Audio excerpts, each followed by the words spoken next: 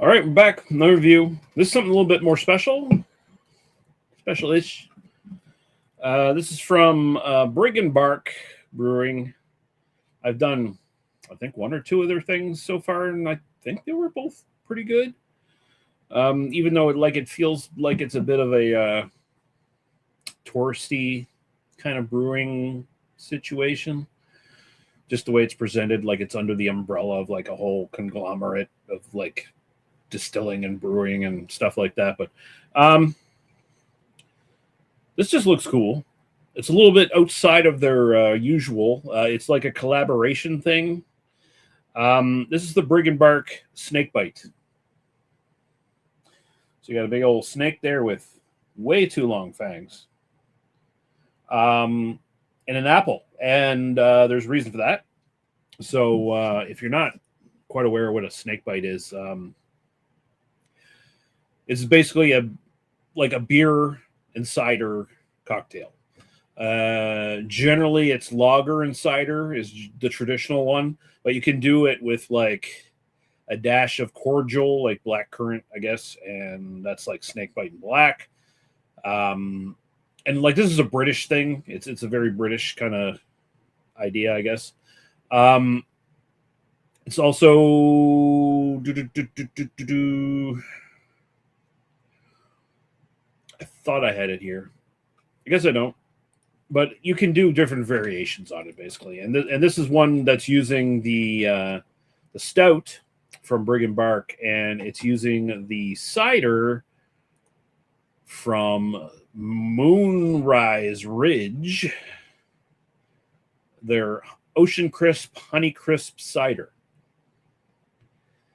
And I don't know if they're owned by the same fucking people. I think maybe they are. But I mean, I guess tasting notes for the cider, it's made with Honeycrisp apples. So it's like, I guess it's got a bit more sweetness than maybe just a traditional apple. I don't know. But okay, yeah, okay. I'm looking at the fucking website here now. So let me just actually share this. Share screen. Brig and Barq. Share. So yeah, they have Moonrise Ridge as one of their brands. And I guess they're kind of associated with Port Pub now that sea level's kind of moved out of them, I think, to some degree. Can we get Moonrise Ridge, though? Are they going to tell me about that? I guess they're not.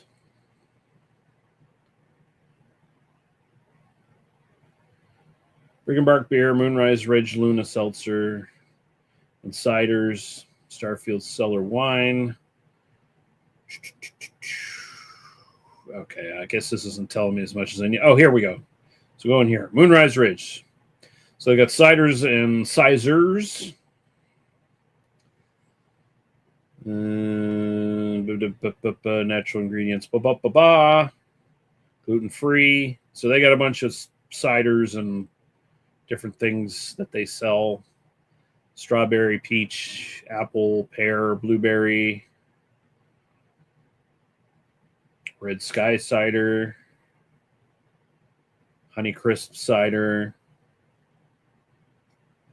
Yeah, Luna hard seltzer. Okay, I like the can designs. Luna moss, or I guess I assuming. We'll go down and Brig and Barq.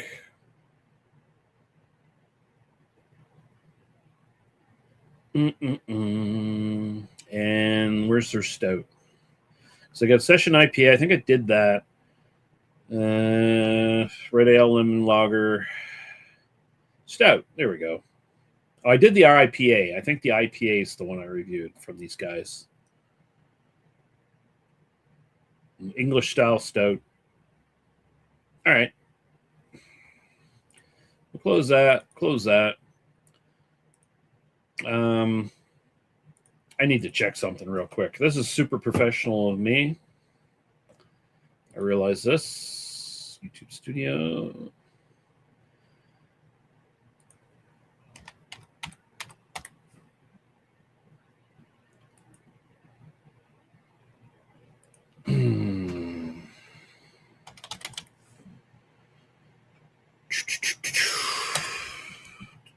Review.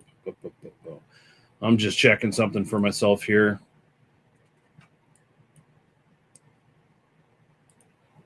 I apologize for this pause in the review. Not that many people are watching or care.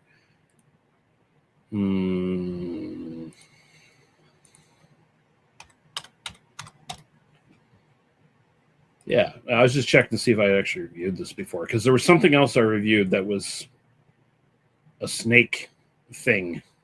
And I was just trying to make sure I'm not doubling up here. All right, so this is cider and stout.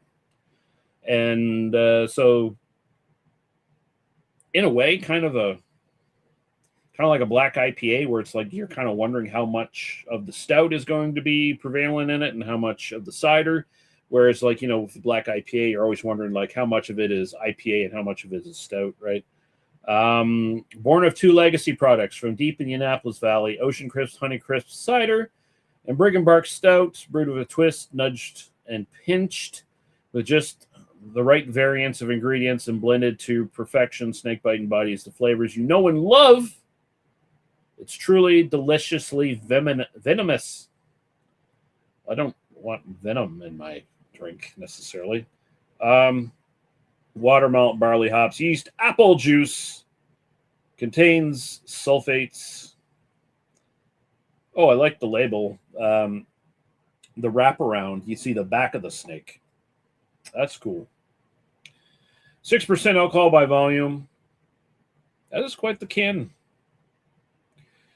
They went a little bit out of their way for this one. They put some art into it. I kind of appreciate that, because the rest of their cans are all just baseline. We changed the color for the different style of beer, but otherwise all the same, uniform. Which also has its benefits. I like that as well. I like the minimalist approach, but every once in a while, especially with a brewery that goes with the minimalist approach on their can designs and stuff, they go all out for a one-off. I kind of like that. Ooh, this is a dirty-looking beer. Well, I guess you can't really call it a beer. It's a snake bite. But I guess you would call it a beer cocktail. That's what it would be, right? It wouldn't be a cider cocktail necessarily. No one really thinks of cider cocktails, but a beer cocktail, because beer with stuff added, like a Radler or stuff like that. But yeah, almost looks like gravy. Kind of got like a brownish, gravyish color, where you get down with the lights coming in, and it's a little bit more just amber.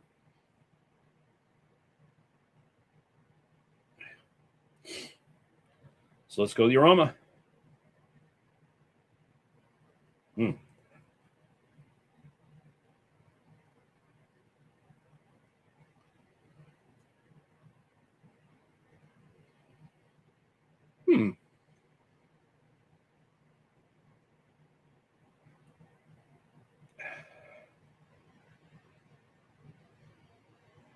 So, like, you get a bit of the apple coming up. Like, there's this little bit of, like, intertwined sweetness and the overall, like, big roast character from the stout. And it comes off as, like, a burnt toffee, burnt caramel kind of smell.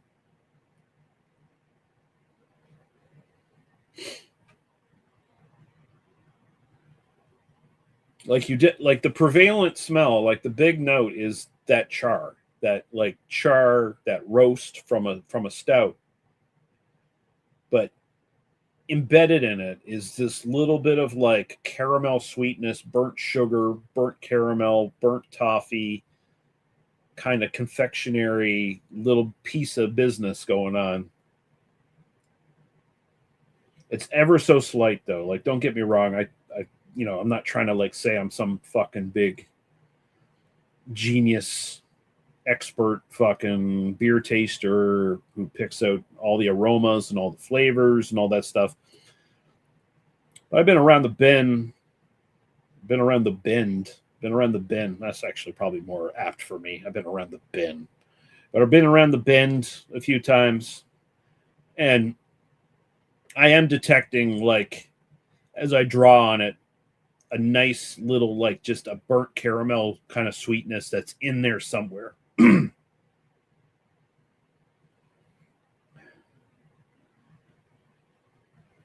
almost like seems like a little hint of like apple peel in there as well.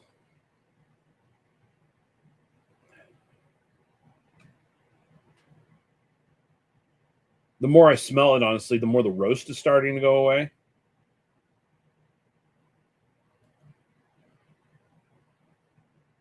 That's intriguing.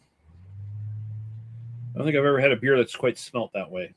Again, I'm trying to catch myself there. Not exclusively a beer cocktail, I guess, but you know what I'm saying. All right, taste.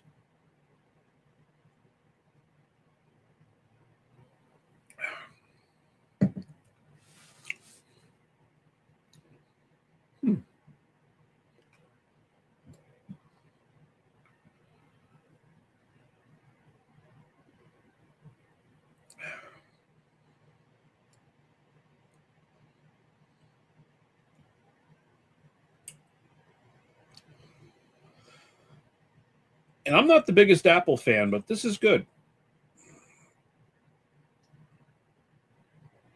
Like when I have ciders, I generally have like a Perry or like a Cider or something along those lines, or a cider that's just like flavored with something else.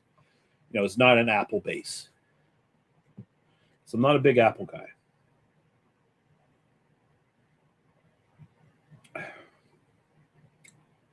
But this is good. This works.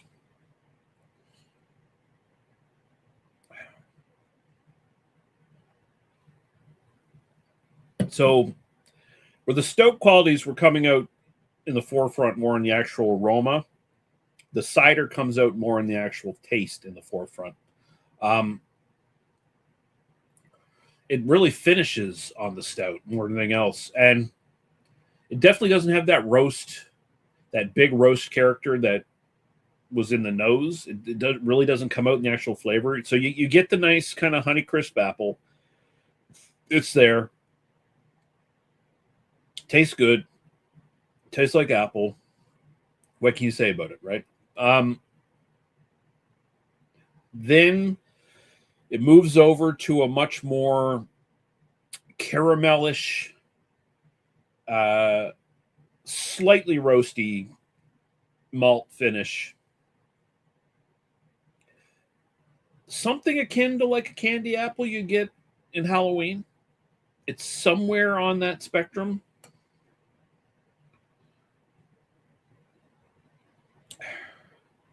There is like it's not so much roast in the actual finish, it's more of a smokiness. And then underlying that is the apple, and that kind of combines with the Stout qualities to give you like again like a burnt sugar caramel kind of taste.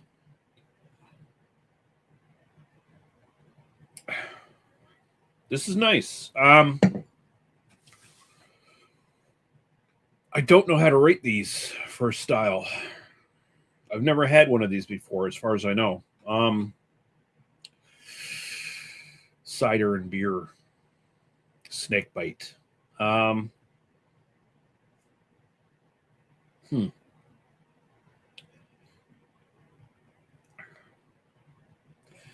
to throw an 8, I think, at it because it feels like, you know, if you just do like a snake, feels like to me anyway, if you do a snake bite and you do just like cider and the traditional just throw a lager at it, it's really the cider that's going to take over the entire thing, and it's going to be pretty much the cider qualities. And I feel like that's kind of the idea of the drink is like, in general, you just have like a beer that gives maybe a little bit more body to it. And this has some body to it. It has like, like upper light body, lower medium body kind of mouthfeel to it. It feels like the whole idea is like you're kind of flavoring your basic lager. When you go for a traditional snake bite, you're flavoring your basic lager with cider. And of course, you're pumping the alcohol up a little bit too, because you're combining two drinks and everything. Here, where they're doing this variant on it, where hey, let's see what happens if we put our stout in it instead of our lager. It feels like, hey, we're just looking for a way to do this thing and maybe make it a little bit more complex, maybe have the beer have a bit more say in the flavor profile, and I think they kind of hit it here. So I feel like this kind of still stays true to the idea of what a snake bite is supposed to be, but it puts a little monkey wrench in the formula and gives it a few more layers of flavor. And like there's a nice little complexity of flavor. There was a nice little complexity in the aroma on this that I appreciated. There was enough of the beer in it to distract from the fact I'm not a big apple fan. So like it married up to the apple very well. So yeah, I'm going to go 8 for style. I think this does something with the sort of snake bite concept, and takes it a little bit above and beyond just what the basic bitch snake bite is probably. So that's kind of where I sit at that. My own personal preference, 8.5. It's tasty. I kind of like it a lot, actually. I'll probably buy this again. If someone handed it to me, I would definitely drink the fuck out of it. This is like a treat. It's like a little like one-off. Like, if I was having I don't really do this as often anymore. But if I have like a good day of like day drinking, like start off with some light cocktails or light beers and just kind of like drift through the day. Having a nice day drink. Everyone should do it once in a while in their lives. Just enjoy themselves and have a nice, safe day drink. Doesn't mean you're an alcoholic, as long as you don't do it every day of the week, or even like 2 or 3 times a week. There might be a problem, but every once in a while, treat yourself. Have a nice, just fucking day drink where you have just enough booze to keep you buzzed, and it doesn't like sit you into like a nap or put you to sleep halfway through the day. Add a little food in there, of course. Take some breaks and eat. Drink a lot of water. That's how you do a proper day drink. Usually if you're drinking cocktails with a lot of citrus in them, that kind of thing. Anyway, I'm going way off fucking the side here on the talk. This would be a good little supplement into like a beer day drink, because you'll be doing a bunch of like light lagers. You might be doing some like light saisons, stuff like that. You might be into like India Pale lagers. God help you if you are, kind of thing. You might be drinking a bunch of those bullshit hazies with no bitterness, and they just taste like apple juice or orange juice or whatever the fuck, whatever. But this would just be like a nice little bump in the road, like a little treat yourself. Start the day drink out with it, or end the day drink with it, because it's only 6%. That's not that big. It's not that bad, baby.